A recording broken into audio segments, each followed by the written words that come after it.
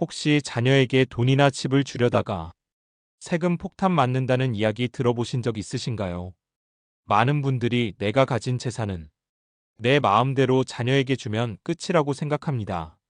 그런데 세금은 다릅니다. 국세청은 언제 얼마가 넘어갔는지, 누구에게 갔는지 다 들여다봅니다.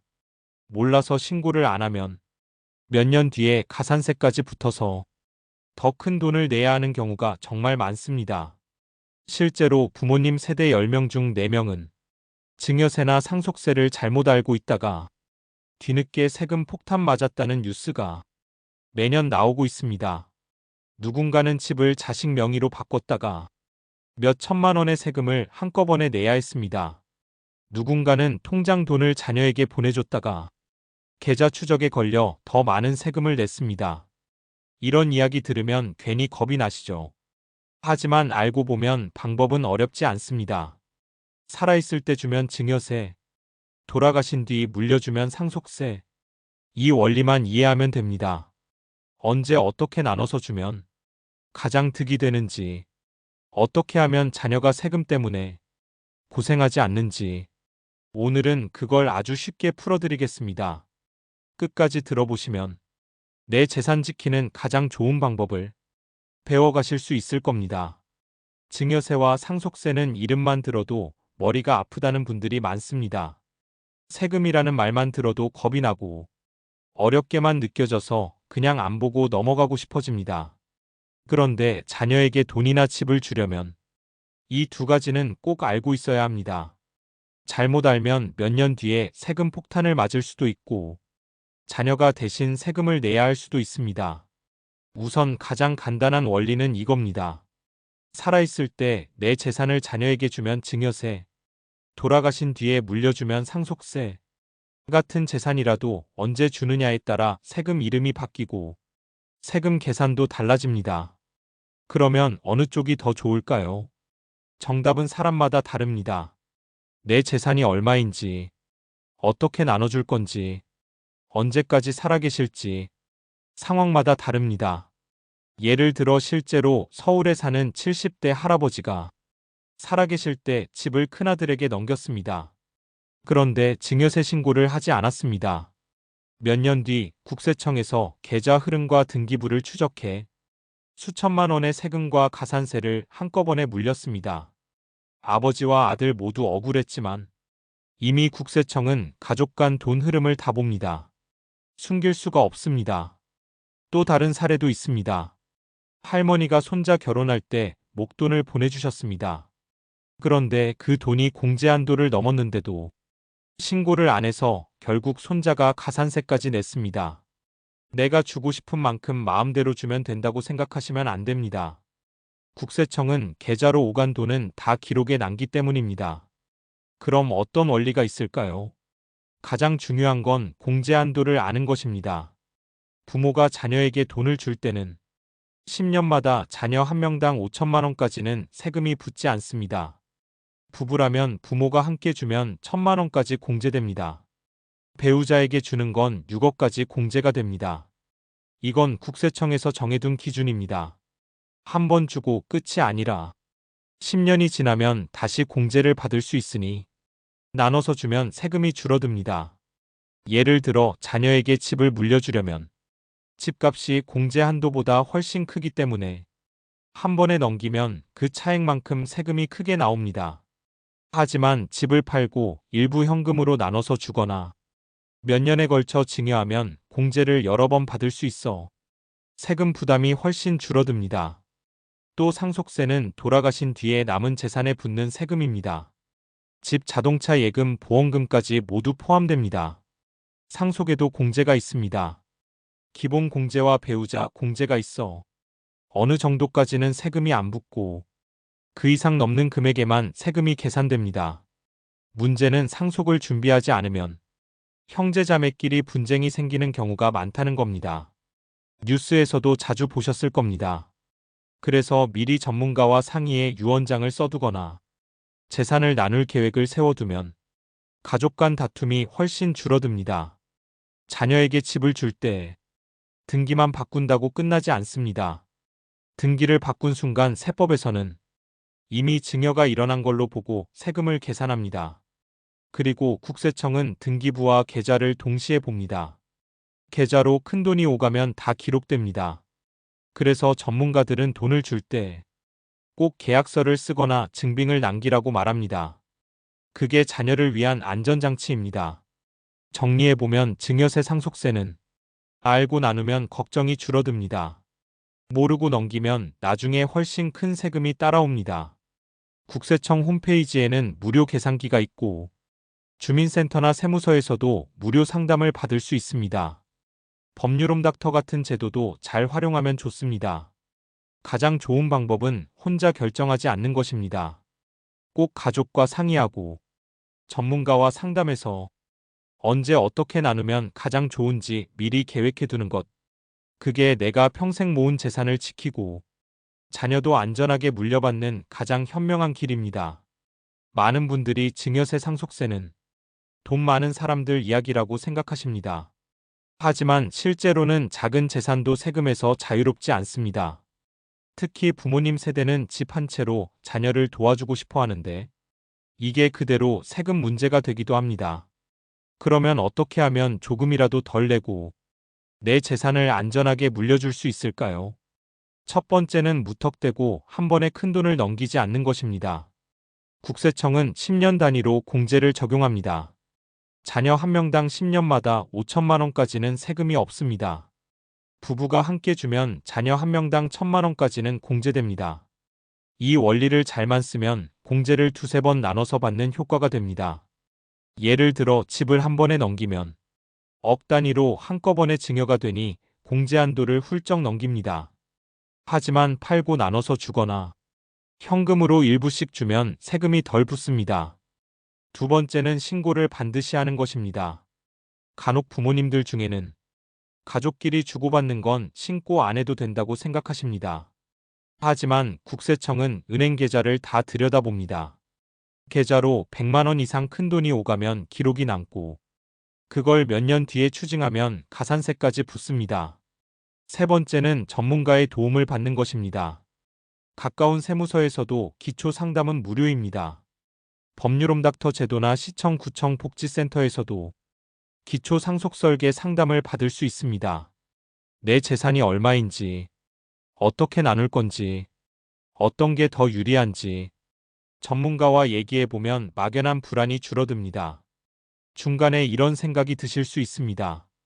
이렇게까지 해야 하나 싶고, 가족끼리라면 그냥 넘기면 된다고 생각하실 수 있습니다. 하지만 실제로는 가족끼리 더 다투게 되는 게 재산 문제입니다. 형제자매끼리 서운함이 생기고 세금을 누가 내느냐로 갈등이 커집니다.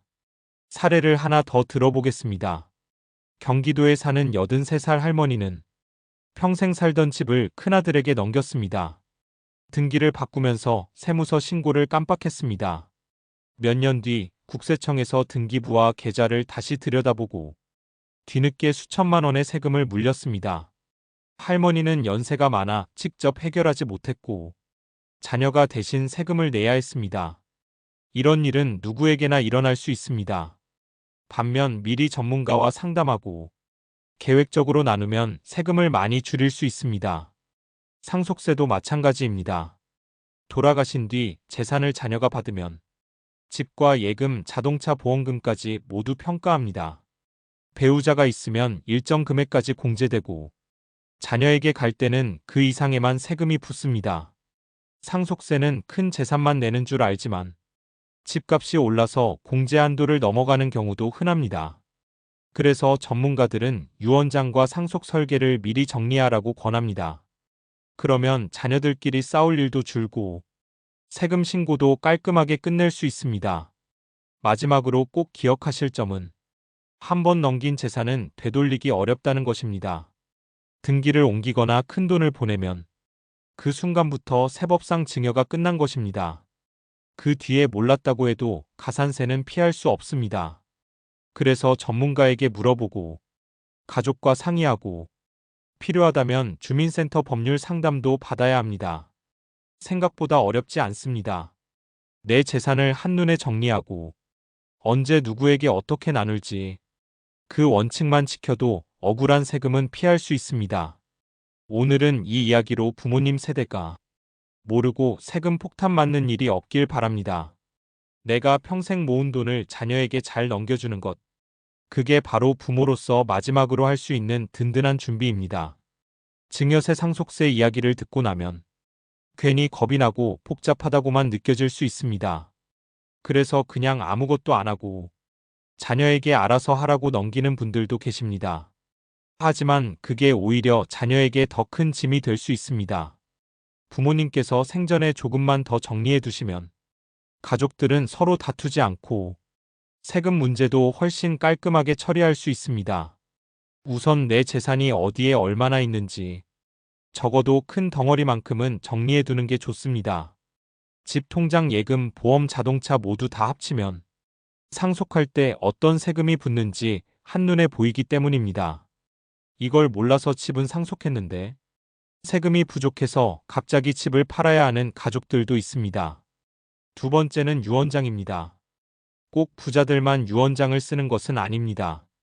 요즘은 주민센터나 법률홈닥터에서도 무료로 유언장 작성 방법을 안내해 줍니다. 형제자매끼리 서운하지 않게 누구에게 얼마를 남길지 미리 정하면 괜한 다툼이 줄어듭니다. 세 번째는 가족과의 대화입니다. 내가 가진 재산은 내 마음대로 하면 되지 하고 생각할 수 있지만 실제로는 물려받을 사람과 상의하는 것이 중요합니다. 누구는 받고 누구는 못 받고 하면 나중에 상처가 남을 수 있기 때문입니다. 내가 이 돈을 왜 이렇게 주는지, 왜 나눠주는지 마음을 솔직히 털어놓으면 가족도 이해할 수 있습니다. 또 하나 중요한 것은 전문가 상담입니다. 국세청 홈페이지에는 증여세 상속세 무료 계산기가 있습니다.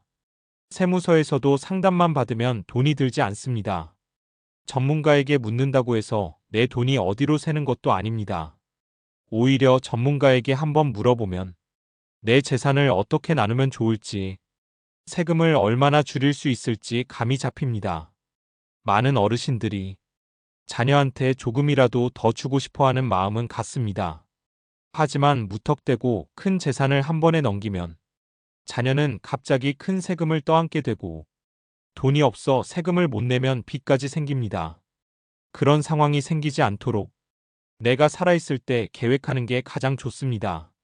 중간에 이런 생각이 드실 수 있습니다. 나도 살기 빠듯한데 무슨 증여 상속까지 생각하나 싶으실 수 있습니다. 그렇지만 내 재산을 조금이라도 안전하게 넘기면 자녀도 마음이 편하고 내 마음도 든든합니다. 사례 하나만 더 이야기하겠습니다.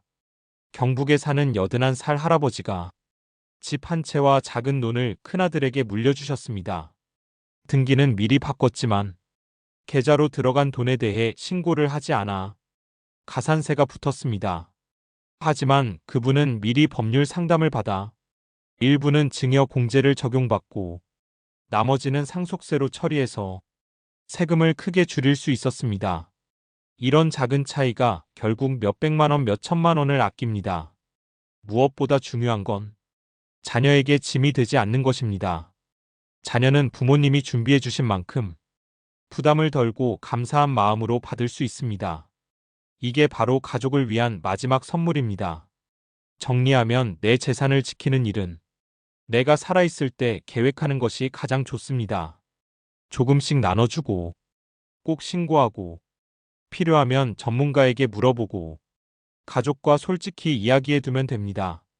오늘 이 이야기가 몰라서 손해보는 분이 한 분이라도 줄어드는 작은 도움이 되길 바랍니다. 내가 평생 모은 돈은 내가 끝까지 지키고, 자녀에게 잘 넘겨주는 것, 그게 부모로서 할 수 있는 가장 큰 마음입니다. 오늘 이야기 들으시면서 혹시라도 겁이 나거나 마음이 복잡해지셨을 수도 있습니다. 하지만 증여세와 상속세는 몰라서 손해보는 일만 줄여도 충분히 내 재산을 지킬 수 있습니다. 가만히 있으면 세금은 따라옵니다. 하지만 알고 준비하면 가족에게 든든한 마음을 남길 수 있습니다. 부모님이 살아계실 때 조금만 더 정리하고 가족끼리 솔직히 이야기하고 전문가와 상담하는 것, 이게 어렵지 않은 시작입니다. 내가 평생 모은 것을 내가 선택해 누구에게 어떻게 주고 싶은지 그 마음만큼은 지켜야 합니다. 주민센터 세무서 무료 상담도 있고 국세청 계산기도 있으니 혼자 고민하지 마시고 가까운 사람과 상의해 보세요. 가장 든든한 건 내가 나를 지키는 힘입니다. 내 재산을 지키는 힘도 바로 그 마음에서 시작됩니다. 끝까지 함께 들어주셔서 고맙습니다. 오늘 이 이야기가 어르신의 소중한 노후 준비에 작은 힘이 되길 바랍니다. 오늘 영상이 도움이 되셨다면 가족이나 부모님께 꼭 알려주세요. 몰라서 손해보는 일이 없길 바랍니다. 궁금한 점이나 사례가 있다면 댓글로 편하게 남겨주세요. 필요하신 분은 주민센터나 세무서에서 무료 상담 꼭 받아보시길 추천드립니다. 함께 지혜롭게 준비해서 내 재산도 지키고 자녀에게 든든하게 물려주세요. 끝까지 함께 해주셔서 고맙습니다.